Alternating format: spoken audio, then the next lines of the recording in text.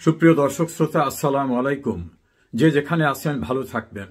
অস্থির বাংলাদেশে নতুন নতুন বিষয় নিয়ে আপনাদের সঙ্গে আমার মতামত ব্যক্ত করে থাকি।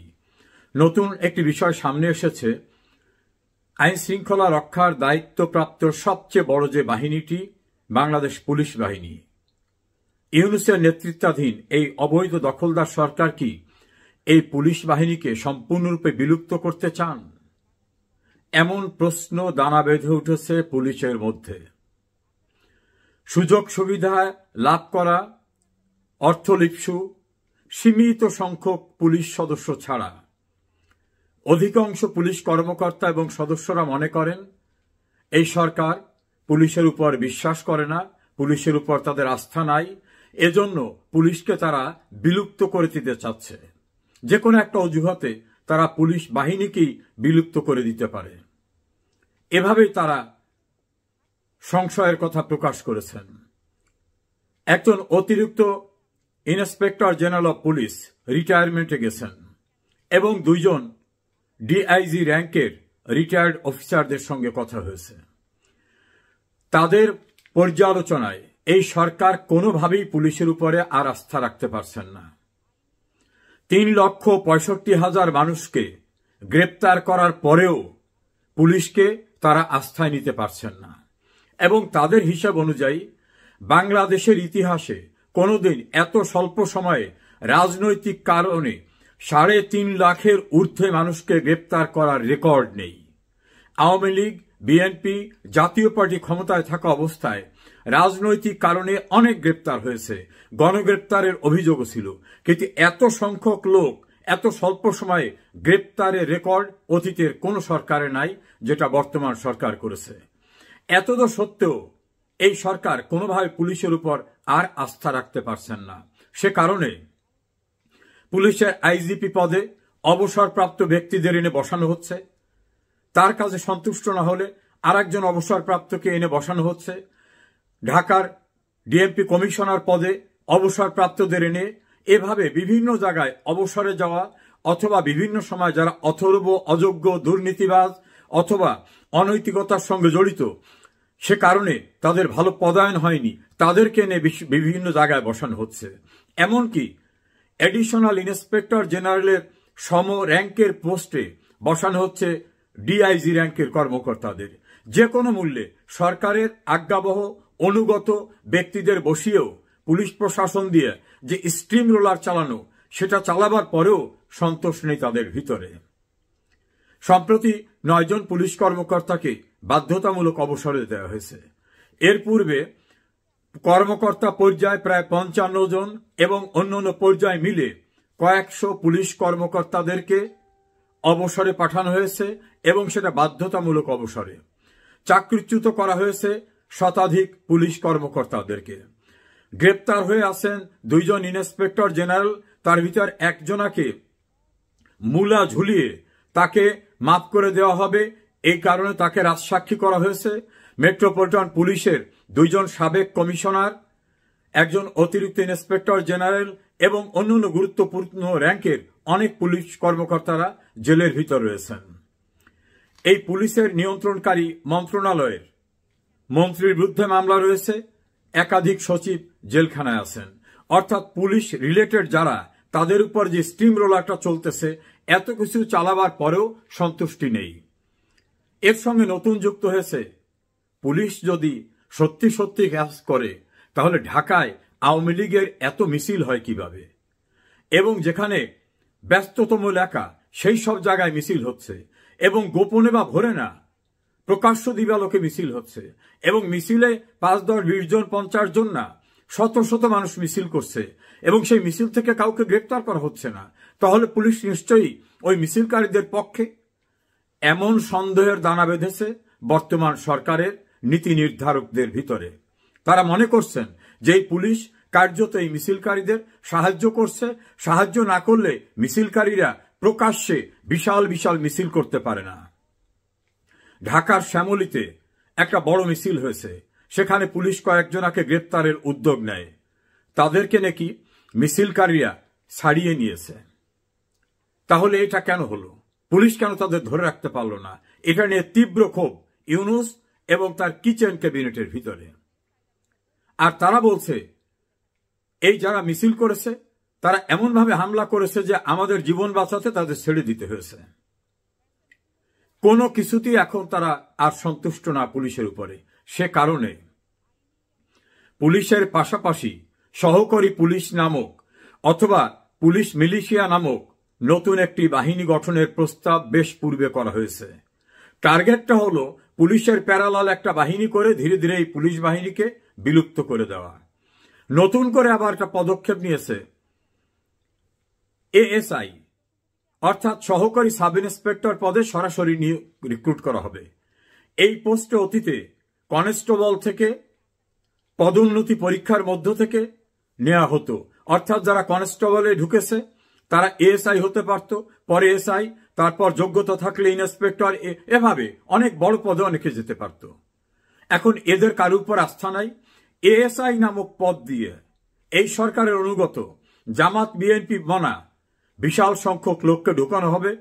তড়িঘড়ি করে তাদের প্রমোশন দিয়ে সাব ইন্সপেক্টর পূর্বে যারা রিক্রুট হয়েছিল আওয়ামী লীগ আমলে বা তার পূর্বে সরকার আমলে তাদের সবাইকে সরিয়ে দিয়ে ধীরে ধীরে রিপ্লেস করা হবে এই নতুন ফর্মুলার এএসআই রিক্রুটের মাধ্যমে, যাদেরকে নেওয়া হবে তাদের ভিতর থেকে। এই ঘটনায় পুলিশের কনস্টেবল যারা লেখাপড়া জানে, অনেক কনস্টেবল আছে যারা এমএ পাস, বিএ পাস, কেউ ইঞ্জিনিয়ারিং পাস, এমন আছে, তারা তার যোগ্যতায় প্রমোশন নিতে পারত। এএসআই রিক্রুট হলে তাদের আর প্রমোশনের কোনো জায়গা থাকবে না। অতি সম্প্রতি একজন ড্রাইভার থেকে উপসহকারী প্রকৌশল পদে পদোন্নতি দেওয়া হয়েছে, যা ইতিহাসে রেকর্ড ব্রেক করেছে। এখন কনস্টেবলের শত শত হাজার হাজার কনস্টেবলরা পরীক্ষা দিয়ে যোগ্যতার প্রমাণ দিয়ে এএসআই হতে পারত, সে পথ ও রুদ্ধ করে দেওয়া হবে। এর পরবর্তীতে নানা অজুহাতে ধীরে ধীরে পূর্বের রিক্রুট অফিসারদের সরিয়ে দেওয়া হবে। এই পরিকল্পনায় পুলিশের ভিতরে দানা বেঁধে উঠেছে সন্দেহ যে যারা আমাদের সহকর্মীদের হত্যা করে যাত্রাবাড়ি, উত্তরা, সিরাজগঞ্জ বিভিন্ন জায়গায় টাঙিয়ে রেখেছে, থানার দরজা আটকে দিয়ে পুড়িয়ে মেরেছে, গর্ভবতী নারী পুলিশ সদস্যকে নির্মমভাবে পুড়িয়ে মেরেছে, নির্মম হত্যাকাণ্ডের শিকার হওয়া হাজার হাজার পুলিশের হত্যাকাণ্ডের বিচার হবে না, এই সিদ্ধান্ত যে সরকার দিয়েছে, সেই সরকার তো পুলিশ খুনি সরকার। এরা শুধু সাধারণ নাগরিকদের খুন করছে, আওয়ামী লীগ বা অন্যান্য সংগঠনের লোকদের খুন করছে তা না, এরা তো পুলিশ খুনি সরকার। পুলিশের লোকদের খুন করেছে যারা, তারাই এখন ক্ষমতায়, এবং তারা আইন করে দিয়েছে পুলিশ খুনের কোনো বিচার হবে না। তাহলে পুলিশ খুনি যে সরকার, তাদের স্বার্থ সিদ্ধির জন্য প্রায় 3.5 লক্ষ লোককে গ্রেপ্তার করে দেওয়ার পরেও পুলিশের উপর তারা আস্থা রাখতে পারছে না। তারা চাচ্ছে যে কোনো মূল্যে, যে কোনো অজুহাতে এই পুলিশ ডিপার্টমেন্টকে অকার্যকর করে হঠাৎ করে একদিন এটাকে বিলুপ্ত ঘোষণা করে দেওয়া হবে। উদাহরণ হিসাবে তারা ব্যবহার করতে চাচ্ছে যে 75-এর 15 আগস্টের পরে রক্ষী বাহিনীকে বিলুপ্ত করা হয়েছিল, বিডিআর ঘটনার পরে, বিডিআর হত্যাকাণ্ডের পরে বিডিআরকে বিলুপ্ত করা হয়েছিল। এই পুলিশের উপর যেহেতু আস্থা নাই, পুলিশ ডিপার্টমেন্টকে অ্যাবলিশ করে দেওয়া হবে। যারা গোল্ডেন হ্যান্ডশেকের মতো রিটায়ারমেন্টে যেতে চাইবে, রিটায়ারমেন্টে দেওয়া হবে। যদি কারোর বিরুদ্ধে কোনো অলিগেশন থেকে থাকে, কোনো অভিযোগ থেকে থাকে, তাদেরকে রিটায়ারমেন্ট বেনিফিটও দেওয়া হবে না। অর্থাৎ আলটিমেটলি পুলিশ ডিপার্টমেন্টকে অ্যাবলিশ করার জন্য, এটাকে বিলুপ্ত করার জন্য একটি প্রচেষ্টা সরকার ভিতরে ভিতরে নিয়েছে। এটা পুলিশের সবাই জানতে পেরেছে। এ কারণে যারা ক্ষমতা লিপ্সু অথবা এই সরকার আমলে শনৈ শনৈ প্রমোশন পেয়েছেন, অথবা যারা কিছু অর্থ লিপ্সু, এইরকম অতি ক্ষুদ্র সংখ্যক একটা মহল ছাড়া সবাই এখন বুঝতে পেরেছে পূর্বের সরকার অর্থাৎ শেখ হাসিনা সরকার পুলিশের চাকরির মেয়াদ বৃদ্ধি করেছিল, তাদের বেতন প্রায় দ্বিগুণ বাড়িয়ে দিয়েছিল, তাদের অন্যান্য সুযোগ সুবিধা দিয়েছিল, তাদেরকে বিদেশে শান্তি রক্ষা মিশনে যাওয়ার ব্যবস্থা করেছিল। সকল সুযোগ সুবিধা দিয়ে পুলিশ ডিপার্টমেন্টকে যেভাবে মর্যাদার জায়গায় নিয়ে গেছিল, অতীতে কেউ নেয়নি। অথচ সেই সরকারের বিরুদ্ধে আমাদেরকে ব্যবহার করা হচ্ছে, আমরা এতভাবে ব্যবহৃত হচ্ছি, তারপরে সরকারের সন্তুষ্টি নেই, তাহলে এই সরকারকে আর সাহায্য করা কি দরকার আছে? কেউ কেউ তো বলছেন মিছিল মিটিং করা মানুষের সাংবিধানিক অধিকার। তো একজন মানুষ মিছিল করবে, অতীতেও তো করেছে, তো মিছিল করলে আমরা তাদেরকে বাধা দেবো কেন? আমার কাছ তো আইন শৃঙ্খলা পরিস্থিতির যাতে অবনতি না হয় সেটা দেখা। তা যদি কেউ আইন শৃঙ্খলা পরিস্থিতির অবনতি না ঘটায়, খুন জখম মারামারি রাহাজানি ধর্ষণ লুটতরাজ ডাকাতি এগুলো না করে, তাহলে একজন মানুষ তার অধিকার নিয়ে রাস্তায় যদি জয় বাংলা বলে, জয় বাংলা তো মুক্তিযুদ্ধের স্লোগান ছিল, দেশ স্বাধীন হয়েছে তো জয় বাংলা বলে, কেউ যদি জয় বাংলা বলে আমরা সেখানে বাধা দেবো কেন? পুলিশ এখন ভেতরে ভেতরে ঘুরে দাঁড়াতে সিদ্ধান্ত নিচ্ছে, আর সরকার চাচ্ছে পুলিশকে বিলুপ্ত করে দিতে। এই প্রতিযোগিতা দৃশ্যমান হতে যাচ্ছে। পুলিশ হয়তো একটা সুশৃঙ্খল বাহিনী, প্রকাশ্যে তারা তাদের অভিমত ব্যক্ত করতে পারবে না, কিন্তু তাদের প্রত্যেকটা সদস্যের ভিতরে নতুন করে চাঙ্গা হয়ে উঠেছে যে এই তো সেই সরকার, এই সরকারে যারা আছে এদের নেতৃত্বে এদের সিদ্ধান্তেই তো আমাদের সহকর্মীদের খুন করা হয়েছিল, আমাদের সহকর্মীদেরকে পুড়িয়ে মারা হয়েছিল, আমাদের সহকর্মীদেরকে মেরে উল্টোভাবে টাঙিয়ে রাখা হয়েছিল। এই নির্মম বিভৎস ঘটনা যারা ঘটিয়েছিল তারাই তো এই সরকারে, এবং সে হত্যাকাণ্ডের বিচার করা যাবে না এই সিদ্ধান্ত যারা দিয়েছিল এরা তো সেই সরকার। এত বড় নির্মম পাষণ্ড খুনিদের পক্ষে আর কত নোংরামি করে, আর কত দালালি করে আমরা মানুষের সাংবিধানিক অধিকারের গলা টিপে ধরব? এই পরিস্থিতিতে সীমিত সংখ্যক ছাড়া আর কেউ কোন নাগরিকের ন্যায়সঙ্গত সাংবিধানিক বাকস্বাধীনতা সংগঠনের স্বাধীনতায় বাধা দেওয়ার পক্ষে আর নেই। সেনাবাহিনীর প্রতি তো আস্থাহীনতা ইউনূসের। আর পুলিশ এখন বুঝতে পেরেছে ধীরে ধীরে তাদেরকে নিঃশেষ যারা করতে চাচ্ছে এবং অতীতে যারা করেছে তাদের পক্ষে থাকা ঠিক হবে না। দেশে যারা সাংবিধানিক অধিকারের জন্য লড়াই করছেন তাদের উদ্দেশ্যে এবং পুলিশের উদ্দেশ্যে আমার প্রাপ্ত তথ্যটা জানালাম। পুলিশ বাহিনীর উদ্দেশ্যে বলবো, আপনাদের কাজ আইন শৃঙ্খলা রক্ষায় নিয়োজিত থাকা, অপরাধ দমনে কাজ করা। কোন মানুষের সাংবিধানিক অধিকার চর্চার ক্ষেত্রে বাধা দেওয়া আপনার দায়িত্বের ভিতরে পড়ে না। এমনকি আপনার ঊর্ধ্বতন কর্মকর্তারাও যদি কোনো অন্যায় আদেশ দেন সেই অন্যায় আদেশ প্রতিপালন করা আপনাদের দায়িত্ব না। আপনারা কি তাকিয়ে দেখেছেন? শহীদুল হক যখন আইজিপি ছিলেন তখন তো কোঠা বিরোধী আন্দোলন হয়নি। Asaduzzaman Mintu metropolitan police commissioner যখন ছিলেন তখন তো এই আন্দোলন ছিল না। এরকম আপনাদের অনেক কর্মকর্তারা যারা গ্রেপ্তার হয়ে আছেন কারাগারে, তারা কি নিজেরা কিছু করেছেন? তারা দায়িত্বে ছিলেন, রাষ্ট্রীয় দায়িত্বে। তৎকালীন আইনানুগ যে সরকার, সরকারের নির্দেশ পালন করেছেন।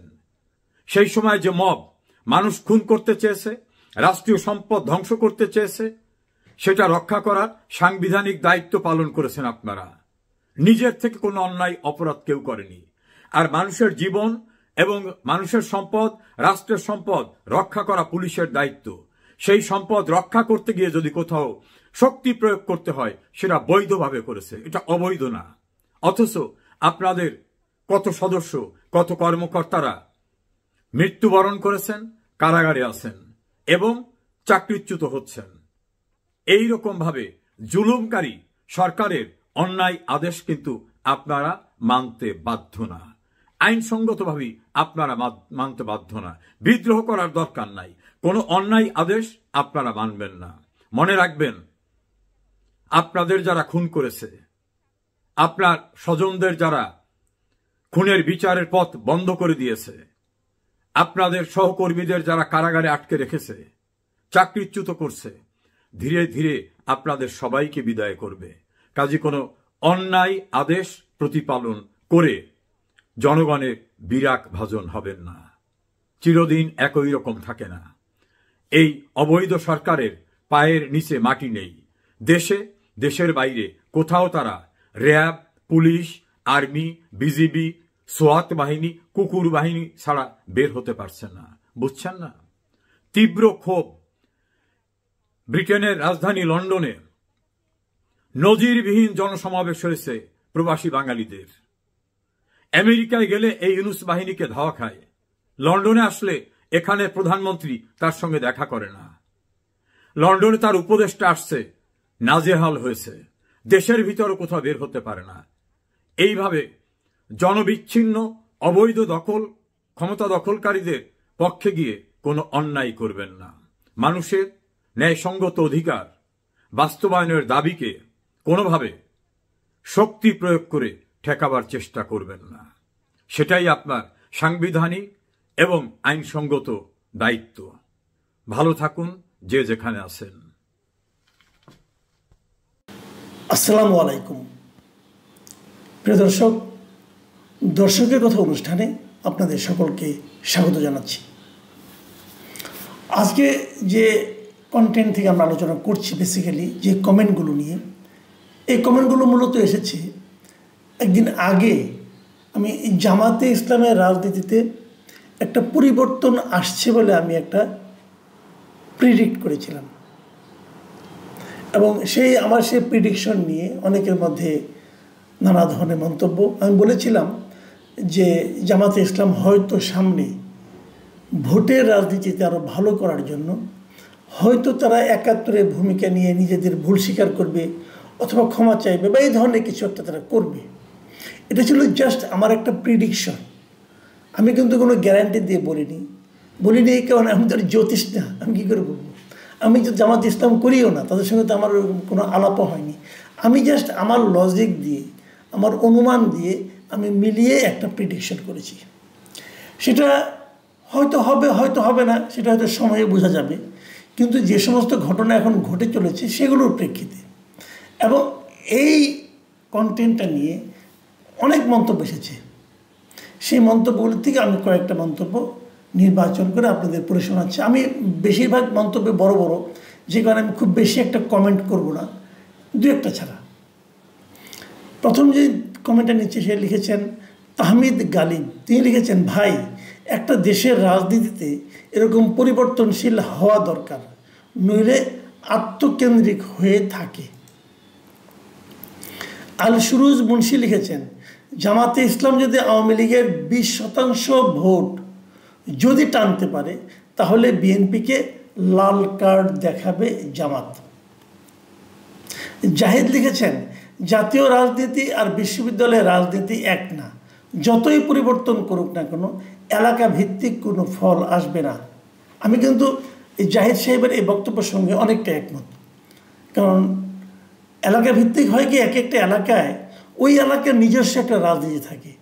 মানুষ চিন্তা করে এই এলাকায় কে প্রভাবশালী, কার কাছে আমি নিরাপদ থাকবো, কে জনদরদি, এগুলি কিন্তু অনেক কিছু ইকুয়েশন এখানে থাকে। কাজে বিশ্ববিদ্যালয়ের মতো এটা ওরকম হবেই এরকম কোনো গ্যারান্টি আমিও দিইনি, কারোরই দেওয়া সম্ভব না। এই মন্তব্যটা লিখেছেন আলহাজ সোহেল মণ্ডল। তিনি লিখেছেন, আমার মনে হয় না জামাতে ইসলামী মুক্তিযুদ্ধের সময়কার ভূমিকার জন্য ক্ষমা চাইবে। যদি চায় তাহলে তারা স্বীকার করে নিলেন শেখ হাসিনা সরকার যাদের যুদ্ধ অপরাধী হিসাবে শাস্তি দিয়েছে সেটা সঠিক ছিল বলে প্রমাণ হয়ে যাবে। ওনারা যে বুদ্ধিজীবীদের হত্যা করেছে তা প্রমাণিত হয়ে যাবে। ওনারা যে আল বদর, আল শামস রাজাকার বাহিনী শান্তি কমিটি গঠন করেছিল তা প্রমাণ হয়ে যাবে। তাই তারা হয়তো ভুল স্বীকার করবে না। যদি করে তাহলে তাদের দলের জন্য লাভের চেয়ে ক্ষতি বেশি হবে বলে মনে করি। এটা একটা অপিনিয়ন। এরপর আরেকজন লিখেছেন সাব্বির হোসেন। তিনি লিখেছেন, ব্যাপার না, আজ থেকে 5-7 বছর পর আওয়ামী লীগও ভুল স্বীকার করবে, তারপর তাহলে আওয়ামী লীগকে আর কেউ দোষ দিতে পারবে না। AKM মঙ্গৌর হায়দার লিখেছেন, এটা ওনার একটু বড়, কিন্তু একটু ডিটেলে শুনেন আপনারা কি বলেছেন উনি লিখেছেন, জামায়াতের ক্ষমতায় যাওয়ার পথ ক্লিয়ার হওয়ার পদ্ধতি, মানে কীভাবে জামাত ক্ষমতায় যেতে পারে তার কয়েকটা পয়েন্ট উনি তুলে ধরেছেন। 1, ৭১ স্বাধীনতা ইস্যুতে প্রতিটা সত্যিটা মেনে নেওয়া। 2, জামাতের আমিরের ক্ষমা করে দেওয়ার পদ্ধতি বাস্তবে মেনে চলা। ক্ষমা করা কঠিন কিন্তু জয় নিশ্চিত হয়, যেমন ঢাকা বিশ্ববিদ্যালয়। 3, রক কাটার অপসংস্কৃতি রোধে দৃঢ়ভাবে কাজ করা। 4, তাদের দলে গণতন্ত্রের যে প্রকৃত চর্চা আছে অন্য দলকে সে পথে উদ্বুদ্ধ করা। 5, কিভাবে চাঁদাবাজি দখলবাজি ছাড়া একটি দল চলতে পারে সেই সুন্দর দিকগুলো অন্যদের সামনে তুলে ধরা। দেখুন জামায়াত ভাইয়েরা, সুশীল সাংবাদিকরাও আপনাদের সাধুবাদ জানাচ্ছে ডাকসু ভোটের পর থেকে। এটা ধরে রেখে সামনে এগিয়ে যান। মানে উনি জামাতকে কিছু পরামর্শ দিয়েছেন। মাতবর জাজিরা লিখেছেন, জামাতের এই বিষ কেউ খেতে যাবে না, পরে হজম করা যাবে না। SM মুশাররফ হোসেন লিখেছেন, আমারও মনে হয় নির্বাচনের আগে জামায়াত এই ট্রাম্প কার্ডটা খেলে দেবেন। রকিবুল আলম লিখেছেন, আসসালামু আলাইকুম মাসুদ কামাল ভাই, জামাতের ব্যাপারে আপনার ধারণা সম্পূর্ণ ভুল। আমি একজন আওয়ামী সমর্থক হিসাবে আগামী নির্বাচনে জামায়াতকে ভোট দেব, কারণ জামায়াতের আসল চেহারা তথা 71-এর চরিত্র যদি এই প্রজন্মকে উপলব্ধি করাতে চান তাহলে জামায়াতকে ক্ষমতায় বসাতে হবে। একটা কথা মনে রাখবেন, জামায়াত এবং শিবির আজীবনের জন্য শুধু একটাই তাদের মিশন এবং ভিশন, গোলাম আজমের সেই পূর্ব পাকিস্তান পুনরুদ্ধার কমিটির অসমাপ্ত কাজ সমাপ্ত করা। কতটুকু পারবে না পারবে সেটা অন্য আলোচনা।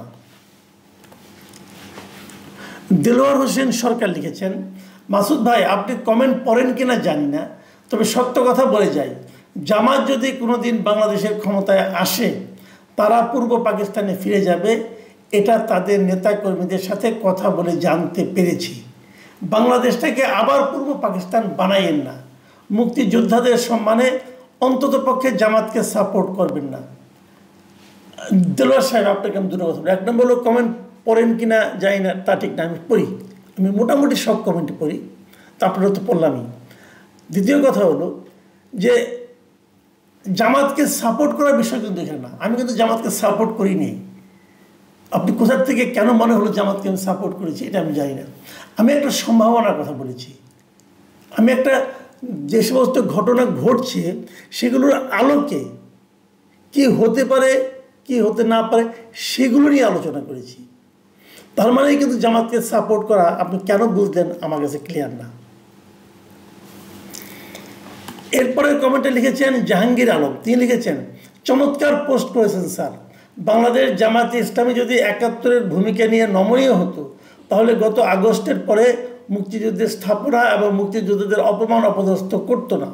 একটু চোখ খোলা রাখলেই দেখবেন টকশোতে 71 নিয়ে প্রশ্ন করলে প্রশ্নকর্তাকে ঝাঁপিয়ে ধরে তারা কৌশল অবলম্বন করতেছে আগামী নির্বাচনে আওয়ামী পন্থীদের ভোট লাভের জন্য। জুয়েল বাবু বিকাশ, তিনি লিখেছেন, জনাব মাসুদ কামাল ভাই আপনি কি মনে করেন জামাত শিবির মন থেকে ক্ষমা চাইবেন? আমি মনে করি ক্ষমতা দখল করার জন্য ক্ষমা নামক নাটক করবে। তাদের ইতিহাস তাই বলে, জামাত শিবিরের খপ্পরে পড়ে প্রাচীনতম দুটি দল আর ধ্বংসের পথে। মোহাম্মদ আশিক লিখেছেন, আজকের কন্টেন্টের বিষয়ে আমি আপনার সাথে একমত না। এটা হতেই পারে, আপনি অবশ্যই একমত হবেন কেন সবসময়? এই কন্টেন্টটা আমি আমার মতো করে করেছি, আপনি এটাকে দ্বিমত পোষণ করতেই পারেন। মেহেদি হাসান লিখেছেন, এইভাবে জামাতের প্রশংসায় গা ভাসাইলে আপা কিন্তু টাকা পাঠানো বন্ধ করে দেবে, তাই ভেবে চিনতে, মানে উনি ধরে নিয়েছেন আমাকে আপা টাকা পাঠায়। কারণ আপাটাকে বুঝতেই পারি উনি হয়তো শেখ হাসিনার কথা বলেছেন, তো আমাকে টাকা পাঠাবে কেন? আমাকে উনি কেন টাকা পাঠাবেন? শুনেন, যদি আমাকে টাকা পাঠাতো, টাকা তো ভাই তো কেউ না কেউ জানতো, কিছু না কিছুভাবে প্রমাণ হতো। কাজেই এই যে সুইপিং কমেন্ট আপনারা করেন, যে তার মানে কি আপনি আমাকে ধরে নিচ্ছেন হয় আমি আপার কাছ থেকে টাকা পাই, নাহলে এখন আমি জামাত থেকে টাকা পাবো। এটা কোনো কথা? মানে কেউ যদি নিরপেক্ষভাবে কিছু কথা বলে সেটার থেকে আপনারা একটা ইঙ্গিত করে নেন কেন? সেটাকে ধরেই নেন কেন যে কারো না কারো কাছ থেকে টাকা খেয়ে কথা বলছে? টাকা না খেয়েও কথা বলা যায়, টাকা না খেয়েও কারো পক্ষপাত না করেও সাংবাদিকতা করা যায়। সেটাই আমি দেখানোর চেষ্টা করছি। কারণ আপনার কাছে প্রতিটাই সন্দেহজনক মনে হয়। যখন একটু কথাটা ওই দিকে যায় তখন ভাবে যে ওইখান থেকে টাকা আসতেছে, আর মাঝে মাঝে বলেন যে বিএনপি টাকা খাচ্ছি। ভাই এত টাকা দিয়ে কী করবো আমি? আচ্ছা ঠিক আছে, এর পরের কমেন্টটা পড়ি। পরের কমেন্টে লিখেছেন রশিদুল ইমাম, তিনি লিখেছেন জামাতের নব্য মুরিদ পাওয়া গেছে, যাক ভালোই হলো। গুপ্ত শিবির ছানারা এখন প্রশংসায় ভাসিয়ে দেবে। জান্নাতের টিকিট পেতে যাচ্ছে মাসুদ সাহেব। আর জামাত ক্ষমতায় আসতে তো কথাই নাই। অবশ্য এখনই তলে তলে হাদিয়া পাইছে কিনা কে জানে। ভালো বুঝলেন, একই কিন্তু একই লাইনে সবাই চলে আসতেছে যে কিছু একটা বললেই ভাই কোনো না কোনো পক্ষে ঢুকাই দেন কেন? আমার যদি কোনো কথা আওয়ামী লীগের পক্ষে যায় তাহলে আওয়ামী লীগের দালাল হয়ে যাব। আমার যদি কোনো কথা বিএনপির পক্ষে যায় তাহলে আমি বিএনপির দালাল। বিএনপি ক্ষমতায় আসলে আমি কোন পথে যাব এই চিন্তা করতেছি। এখন আবার জামাতের দালাল হয়ে গেলাম। ভাই আমি কার দালাল? রুহাত ডেইরি তিনি লিখেছেন মাসুদ সাহেব আপনার হয়তো আপনজন বিয়োগের কষ্ট নেই, তাই পরিবর্তনের ইতিবাচক দিক দেখতেই পারেন, কিন্তু আমার যে আপনজন হারানোর ব্যথা বুকে। এস নিউজ লিখেছেন মাসুদ কামাল ভাই আপনি কি এখন জামাত হয়ে গেলেন নাকি? যে প্রশংসায় ভাসছেন আপনি, ভাই আপনি তো জানেন একটা ছাত্র সংগঠন নেই, তাদের সাথে আরও যারা বাম সংগঠন তারা মিলে অনেক বড় একটা অংশকে বাদ দিয়ে নির্বাচন হয়েছে। যে সংগঠনের সাথে মিশে আছে এই ডাকসু, আপনি সেই সংগঠনকে বাইরে রেখে একটা নির্বাচন করলেন, এতেই আপনি সব কিছু বুঝে গেলেন।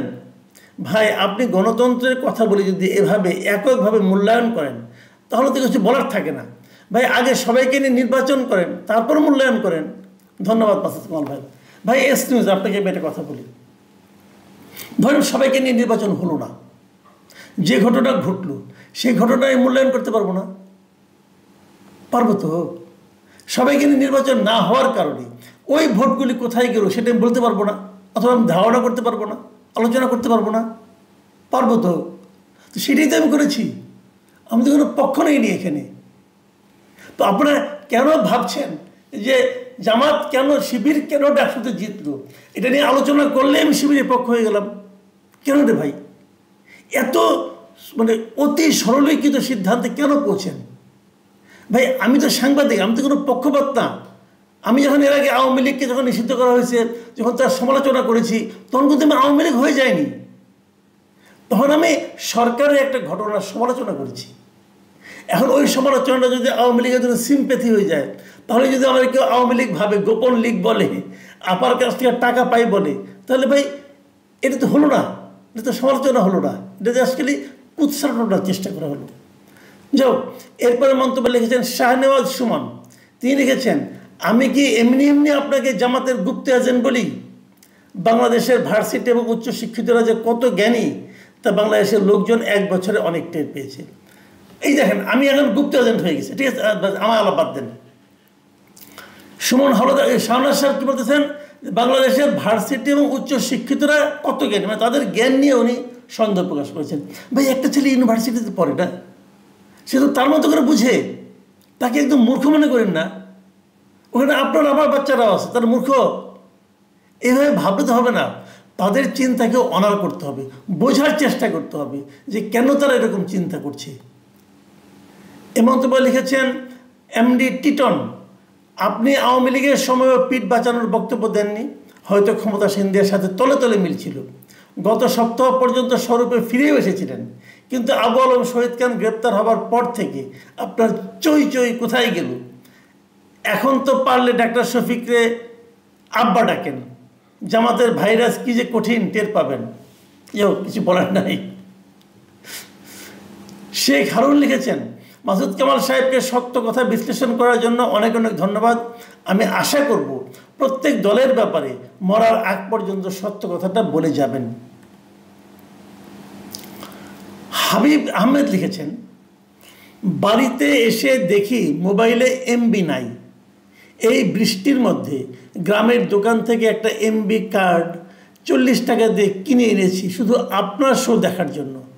এবং আমার একটা মন্তব্য আছে, আমি কিন্তু আওয়ামী লীগের সমর্থক। যদি আওয়ামী লীগ নির্বাচনে আসতে না পারে তাহলে আমি জামাতে ইসলামকে আমার ভোট দিয়ে দেব। ভাই দেখেন, যারা আগে যারা মন্তব্যগুলি করেছিলেন ওনাদেরকে বলছি, এই যে হাবিব আহমেদ একটা মন্তব্য করলেন, আপনি এই মন্তব্যটাকে কী বলবেন? উনি তো আওয়ামী লীগের সমর্থক। এখন বলেন উনি আওয়ামী লীগের জামাতের গুপ্তচর হয়ে গেছে।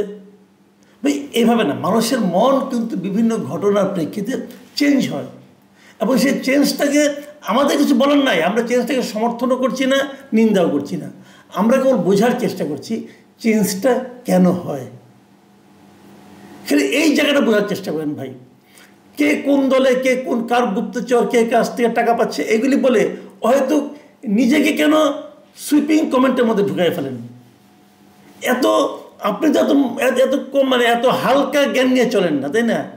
আমরা কথা হলে কে কোন দিকে যাচ্ছে এটা নিয়ে আলোচনা নেই, কেন যাচ্ছে, চেঞ্জটা কেন হচ্ছে মানুষের চিন্তার মধ্যে, এই জিনিসটা যদি আপনি ফলো করতে পারেন, এটা যদি আপনি চিন্তা করতে পারেন, তাহলে আপনি বুঝবেন যে আমাদের এখন কী করা উচিত। প্রিয় দর্শক, আমি শেষ কমেন্টটা পড়তে চাই। সিদ্দিক সাহেব লিখেছেন, আসসালামু আলাইকুম মাসুদ ভাই, কেমন আছেন? আশা করি ভালো আছেন। এখন জামাত পিআর নির্বাচন নিয়ে যে আলোচনা হচ্ছে, 81% লোক পিআর চাচ্ছে। যারা চাচ্ছে তারা কি জানে পিআর মানে কি? আপনি যদি একটু বিস্তারিত নিয়ে একটা ভিডিও বানাতেন আমরাও জানতে পারতাম।